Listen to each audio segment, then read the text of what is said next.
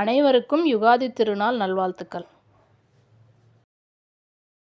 Hi friends, mutton சிக்கனை விட டேஸ்டியான முட்டைகோஸ் குருமா எப்படி செய்கிறதுன்னு பார்க்கலாம்.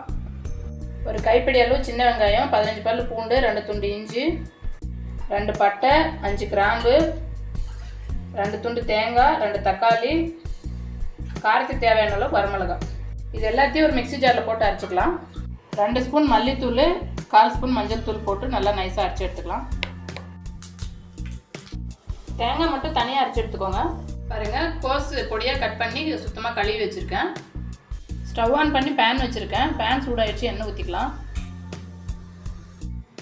எண்ணெய் காஞ்சிச்சு, கடுகு போட்டுக்கலாம். கடுகு வெடிச்சிச்சு, கருவேப்பிலை போட்டுக்கலாம்.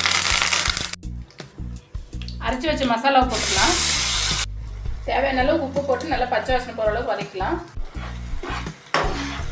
மசாலா நல்லா வதங்கிடுச்சு, கழுவி வச்சு காய் போட்டுக்கலாம்.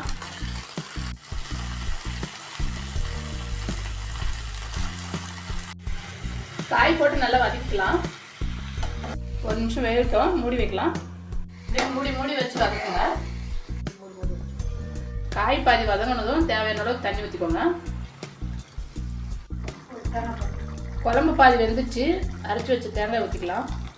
குழம்பு சுண்டிச்சு, மல்லித்தலை தூவிக்கலாம். இது இட்லி, தோசை, சப்பாத்தி, பூரி, சாதம், பரோட்டா எல்லாத்துக்குமே சூப்பராக இருக்கும். செஞ்சு பாருங்கள், எப்படி இருக்குன்னு நீங்களே சொல்வீங்க. சிக்கன் மட்டனை விட டேஸ்ட்டு ரொம்ப நல்லாயிருக்கும்.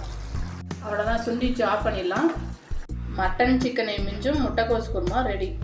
எப்படி இருந்ததுன்னு செஞ்சு பார்த்துட்டு கமெண்ட்டில் சொல்லுங்கள். இந்த வீடியோ பிடிச்சிருந்தா சப்ஸ்கிரைப் பண்ணி சப்போர்ட் பண்ணுங்கள். தேங்க்ஸ் ஃபார் வாட்சிங்.